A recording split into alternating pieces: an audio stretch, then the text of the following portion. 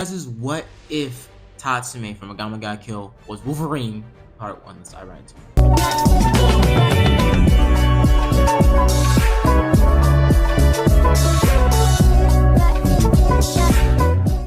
Now, I did do a what if similar to this like 10 months ago, but a little more or less, I looked over it and I was like, narration was kind of buns. I have to update this one. I have to, because my editing has gotten better, so I have to redo this. So let's dive right into this fanfiction. Story before, well, decades actually, around exactly 200 years before the original events of Agame Got Killed would have taken place. As we shown, well, a brown-haired, green-eyed boy in a bed, feeling and looking very sickly, and also seeing a blonde-haired boy right next to him with a black-haired man with a long beard across the bed. Him stating that he was the boy's father and the boy's name was Tatsumi Logan. As we get shown the boy asking his papa if he's going to get better and if it will pass. And the boy's father not knowing for sure, as all the town doctors have checked on him, thinking it's just a common flu, but the last 3 weeks, the last month basically, he's been a very sickly child, and they think it's some sort of plague going around, but no one else in the city or in the village has gotten it. They talk more and more, but eventually he tells the two boys goodnight and tells the boy, naming him and calling him by the name Victor, that he should get back home to his father. But before he can walk out of the room, he hears a huge ruckus downstairs at the front of the house. As he rushes out of the house, or out of the room, telling Tatsumi and Victor to stay there and be quiet, as he grabs a nearby sword in the room and gets ready, thinking it is an intruder, but figures it's somebody else and finds out indeed it was. It was the town village drunk.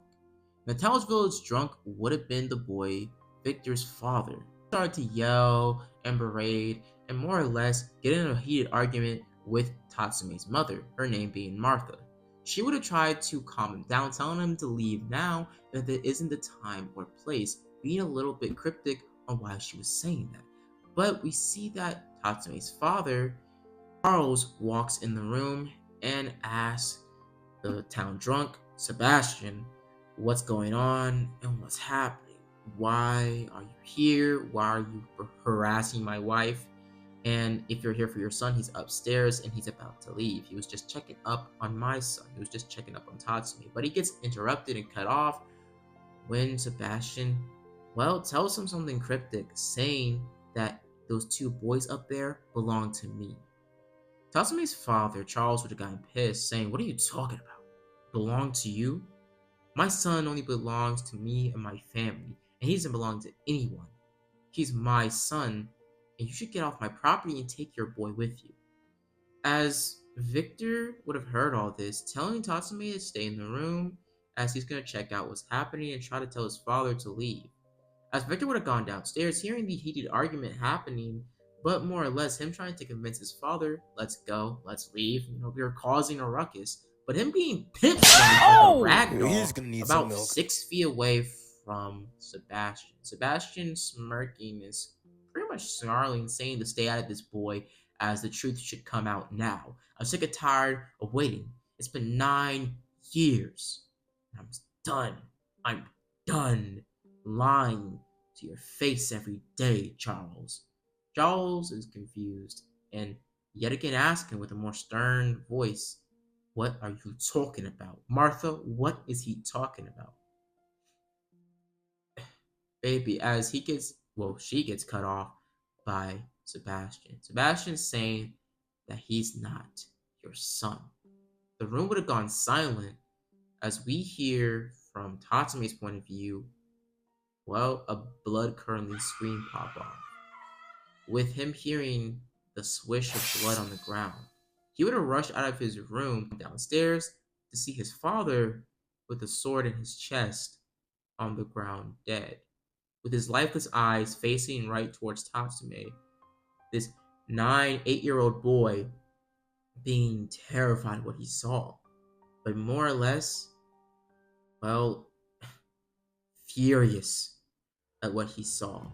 Him seeing Victor's father standing over his dead dad, as Sebastian would try to tell Tatsumi the truth and try to tell him something about him and how his true family, who he really is here, with him being cut off when Tatsume screams at the top of his lungs.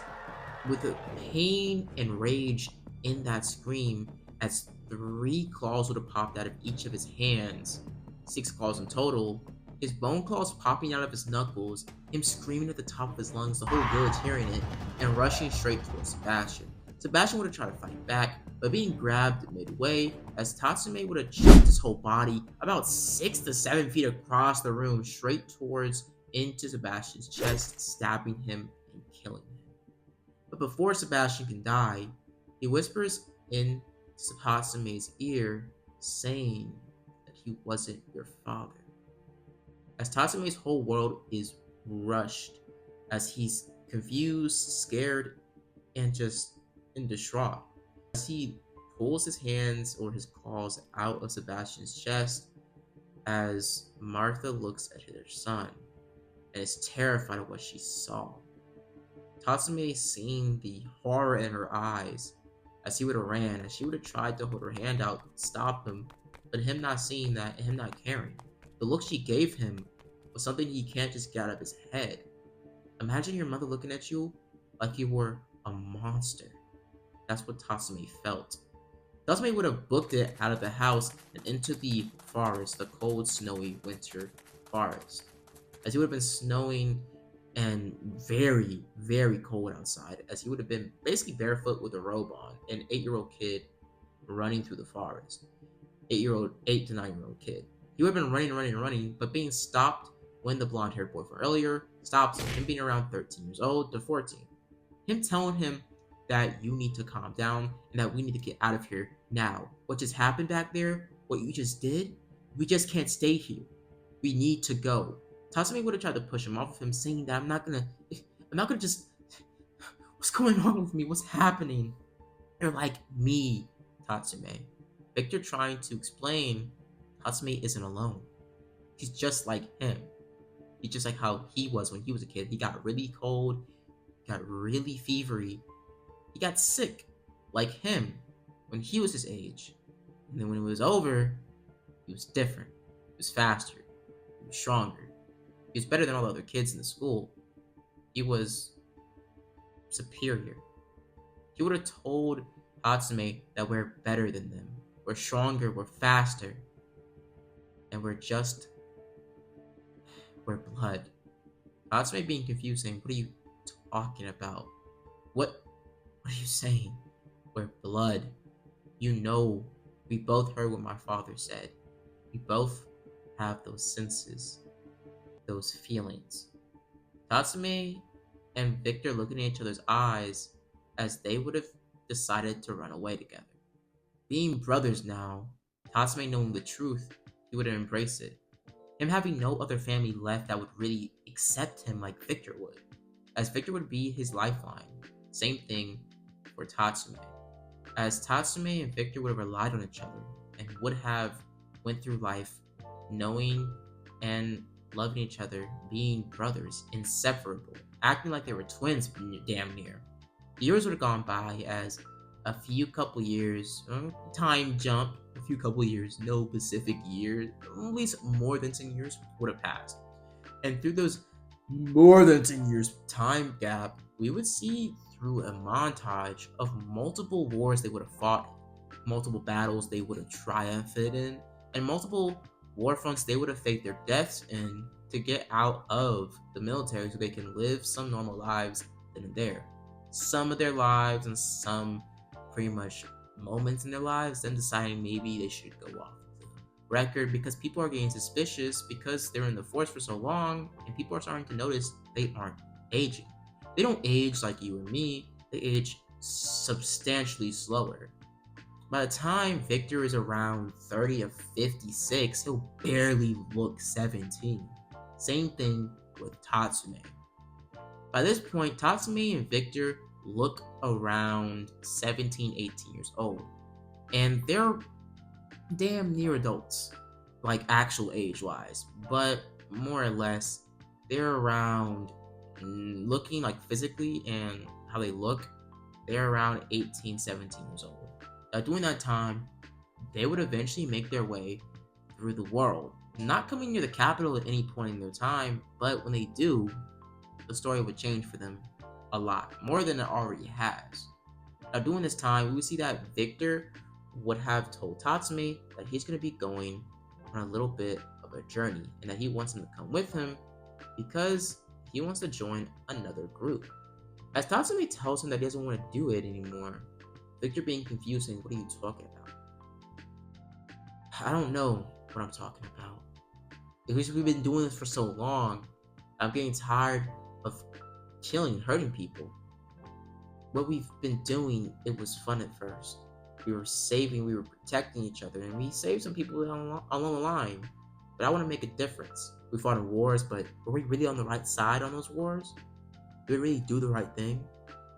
As Victor's whole, I guess you could say, motivation of joining the wars and the battlefronts was to feel the rush of excitement and also for combat and, well, body training. They were mutants, by the way, and they were stronger and better than half of the people and most of all soldiers, but more or less they needed training to make themselves better. And through the decades of training they did go through, more or less, they would have been top marksmen with bow and arrows, swordsmen, and hand-to-hand combat specialists. And also mixing both of those fighting styles with their, well, mutations, making them damn near unstoppable. Unless you were like a crazy martial artist and better than them, and Loki had a, pretty much Imperial arm on you on deck. But more or less, yeah. But Victor would have tried to convince Tatsumi not to go, and that they've been doing this forever, and it's not even forever. We are forever. We're brothers. We're just like each other. We depend on each other. We're all each other have. Can't just leave. Victor and Tatsumi would have had a heart-to-heart, but Tatsumi telling Victor that he needed to do something on his own. He needed to go through life on his own. He needed to change. But through their talk, something would have happened. But we'll learn more about that later down the line. We get skipped about a few months later as Tatsumi would have been making his rounds and making his way to the capital, as Tatsumi would have been donning a black leather type of outfit. More or less, I couldn't find a picture to really simulate what he was wearing, but more or less he's just wearing a black colored version of his original sweater glove suit. So pretty much imagine his original suit he had in episode 1, without like the coat and stuff, just all black with like gray jeans. So Tatsumi would have easily been able to take that to Danger Beast, same like in canon, but with a sword, not trying to cause any suspicion when he pops out his claws. So more or less, he would just have his sword on him for, well, swordsmanship and also to keep appearances because, well, if someone pops out their bone claws, they're going to think they're like a mutant freak because mutants in this world do exist. Mutants are a thing in this world, and more or less they're looked at as witches or kids or children of the devil. More or less they're discriminated against just like how witches were back in the old times. So more or less, basically the same thing. But Tatsumi would have tried to tell the, pretty much people there, give him a lift to the capital. And they would have done such that. But they would have told him stories of the capital, how the capital was very corrupt, it was evil politicians, and all sorts of other things. But Tatsumi giving them a fake backstory, telling them that he's here to get some money and get some opportunities for his village back home. But more or less, the main reason why he's here is to do something different, to make a difference in life, to do something worth living.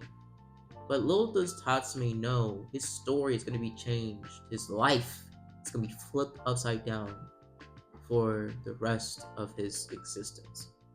But through that, we get skipped a few hours later.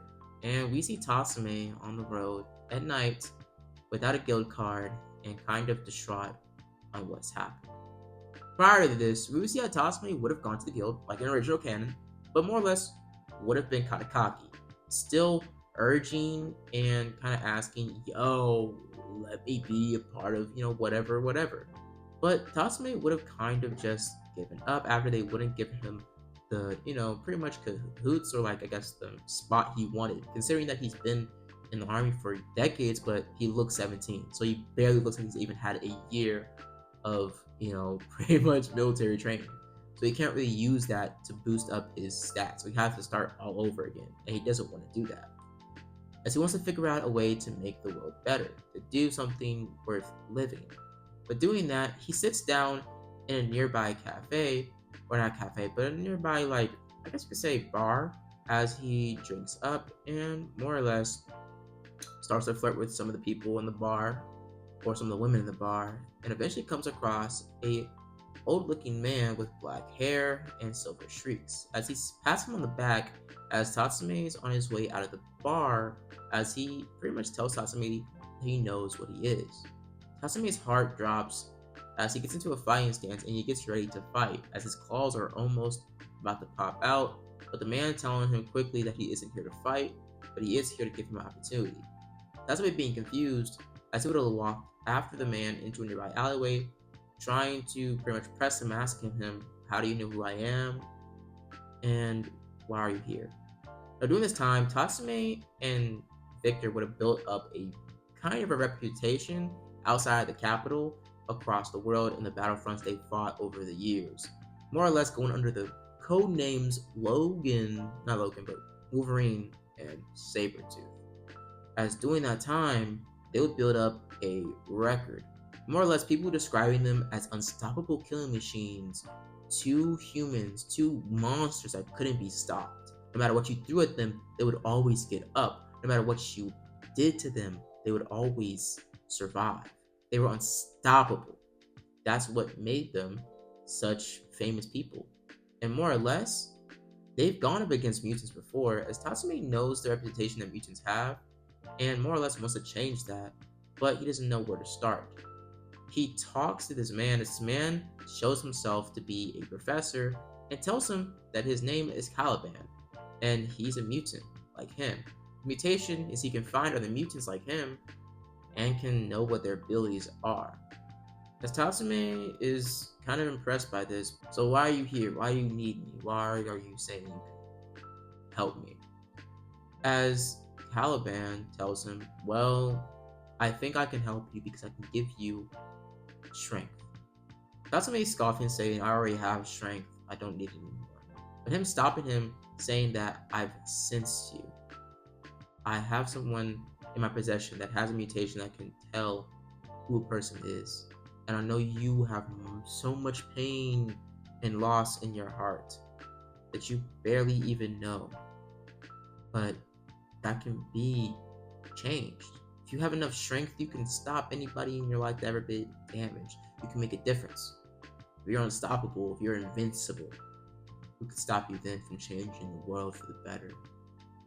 Who could stop you then from making mutant kind accepted? As Tatsumi would have chuckled, saying, mutants will never be accepted. You could try to make the world a better place for them, but the best option we have is to go to an island somewhere, or hide all together. I've been hiding my whole life, and I'm sick and tired of it, but I have to. I'm not like other mutants. Other mutants, when they get caught, they get killed. I can't die, at least to my knowledge. As Tatsumi and Caliban would have started to talk more and more, but Caliban would have convinced him to sign up for a program.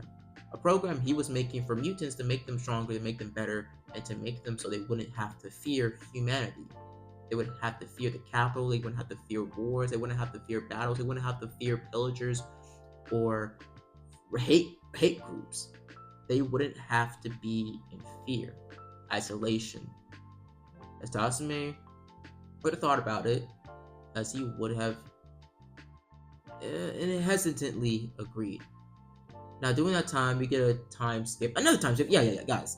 It's a lot of stuff that happens between this that I just can't narrate because that's just unnecessary stuff that I could just narrate in like 2 minutes because this video already at probably over 20 minutes already. So, yeah, Tatsumi, well, after this few month time gap from that conversation with Caliban, there would have been a few weeks prior to this where Tatsumi would have been pretty much scaled and tested on what his powers really had capable, or what his powers were capable of, how fast, how strong, and how durable he really was.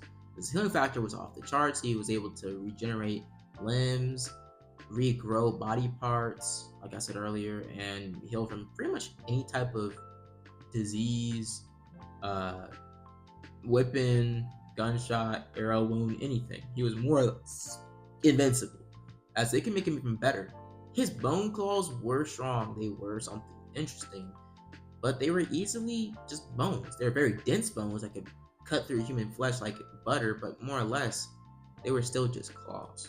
And the most they had were pointing or, well, stabbing power.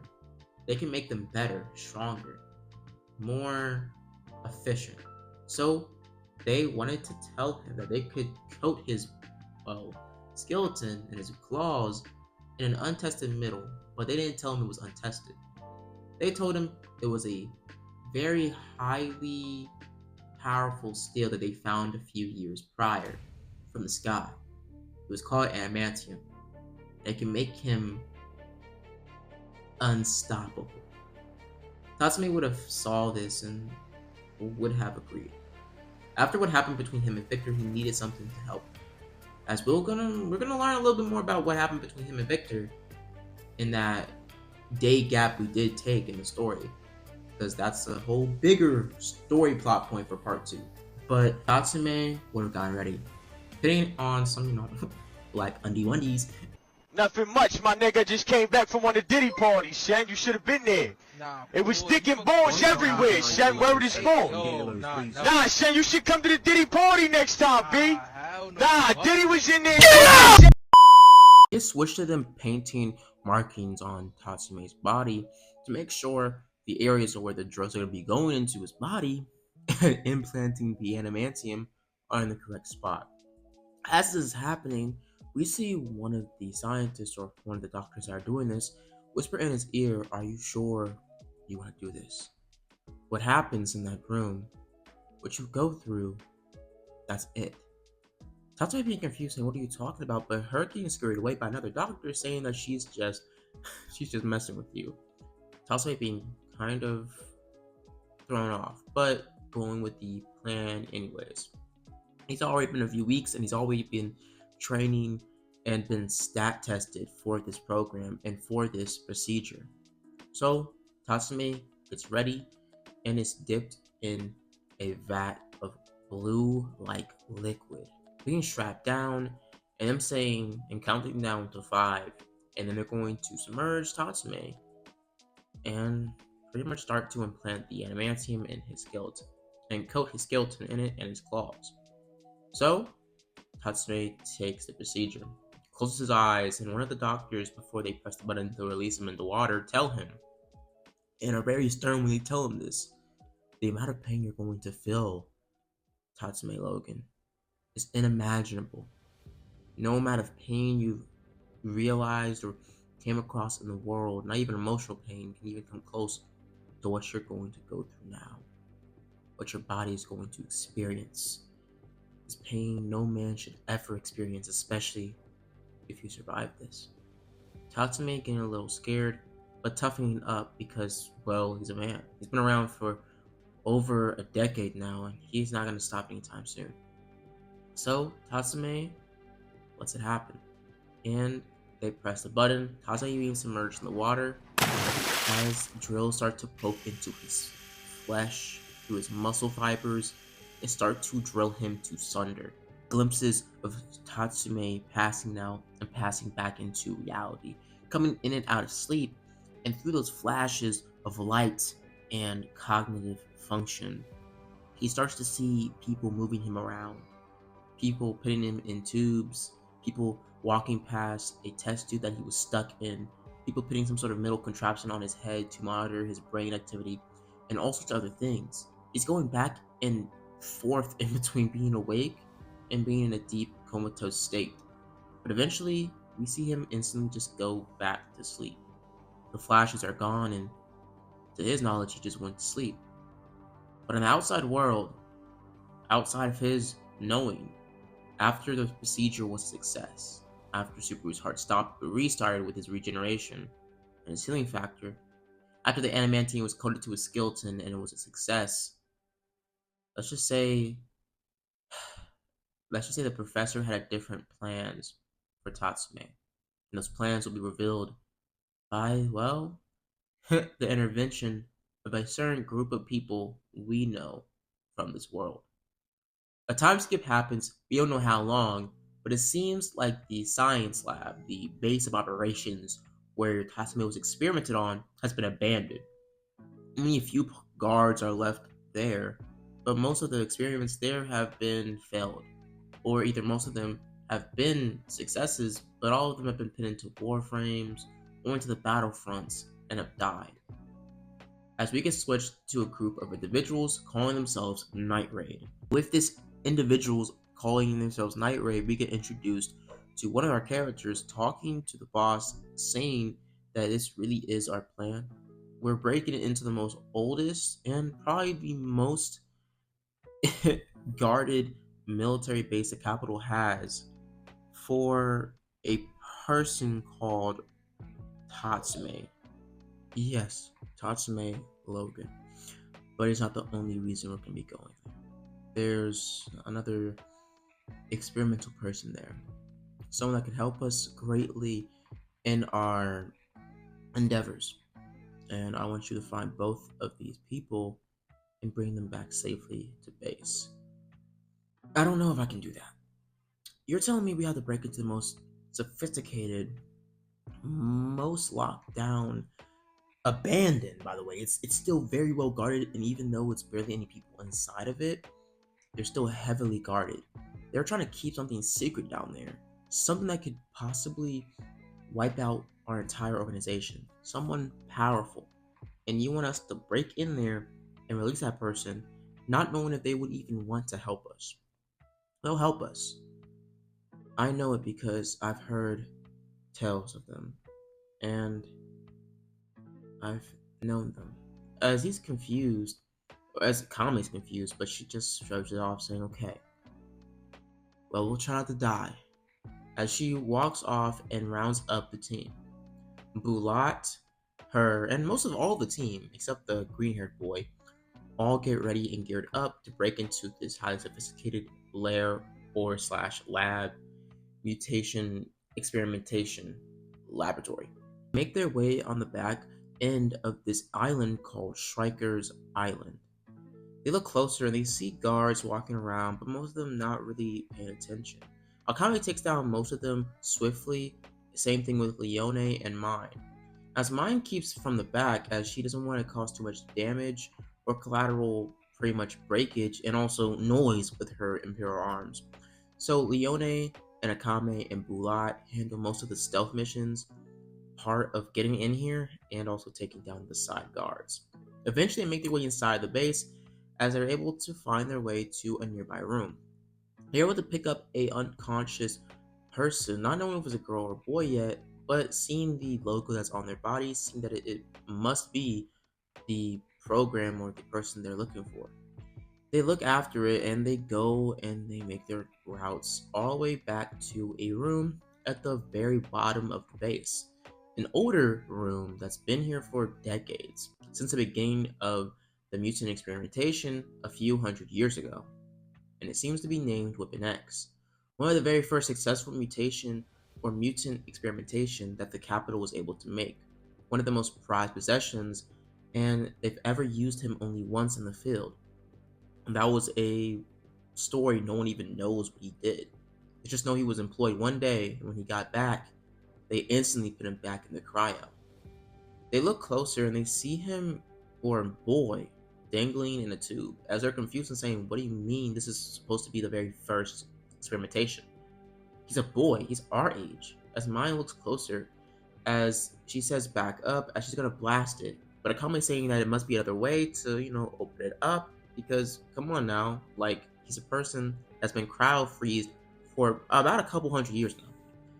But we see that Bulat just says, so, like, when we try to press the big red button, everybody says no, but, Blood doesn't care. So he presses the button, and, well, the tube opens up and cracks open, releasing, well, not Tatsume. In this moment, he's Weapon X. He gets up and starts screaming at the top of his lungs, popping his claws as a huge shriek of rage envelops the entire facility.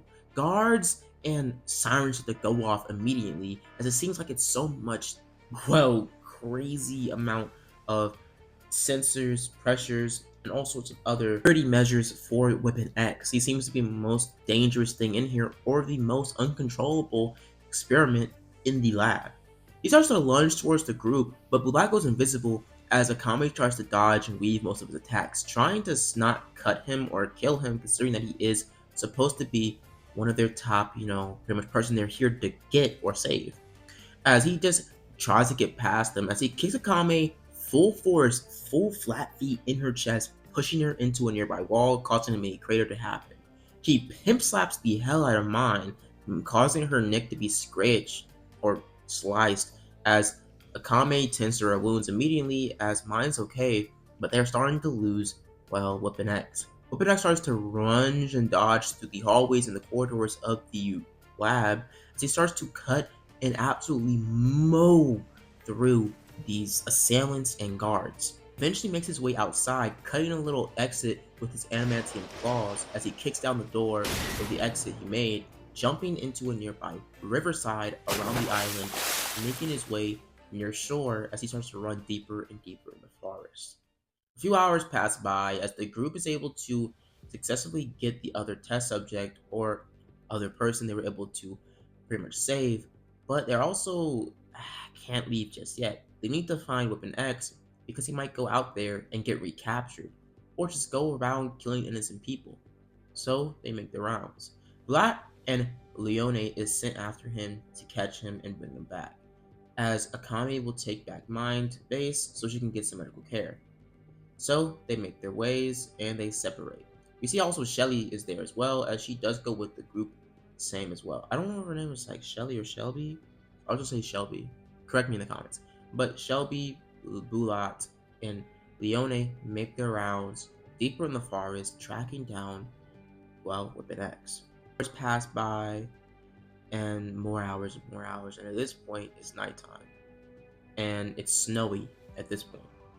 So we see that Tatsumi starts to look closer into the water, trying to calm himself, but him just being filled with more animalistic rage and some sort of middle contraption helmet on his head, telling him to do things, telling him to become something of a monster.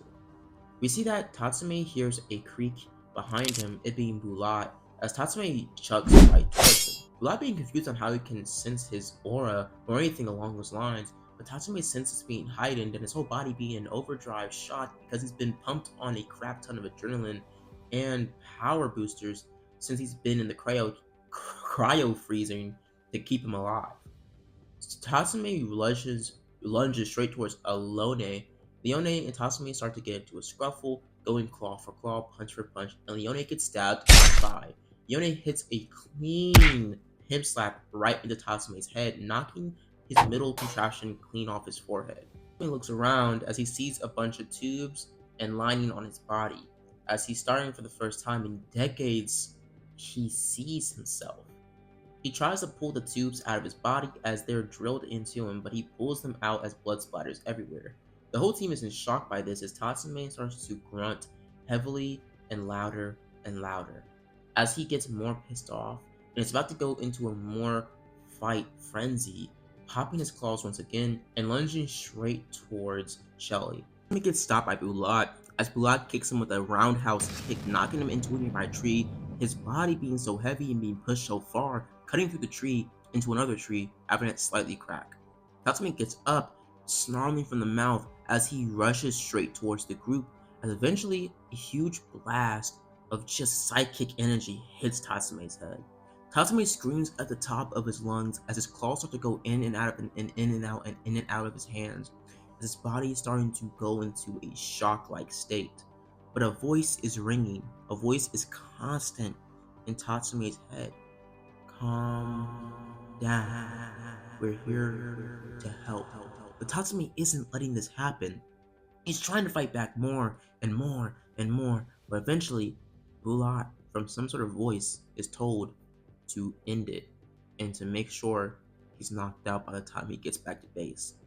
Bulat goes for a heavy swing with his trident, or I guess his spear, hitting him with the flat side, knocking Tatsumi clean out. As Tatsumi is out for the count, as the scene goes dark, and I'm gonna leave it up here, guys. Hope you guys enjoyed the video. Hope you guys like and subscribe. And as always, guys, have a blessed day. Deuces. And before I go, question for you guys in the comments. If I were to make anybody on Team Jaeger or Team Night Raid, who should be a mutant and what should be their power? So yeah, hope you guys enjoyed the video. Hope you guys like and subscribe. And as always, guys, have a blessed day. Deuces.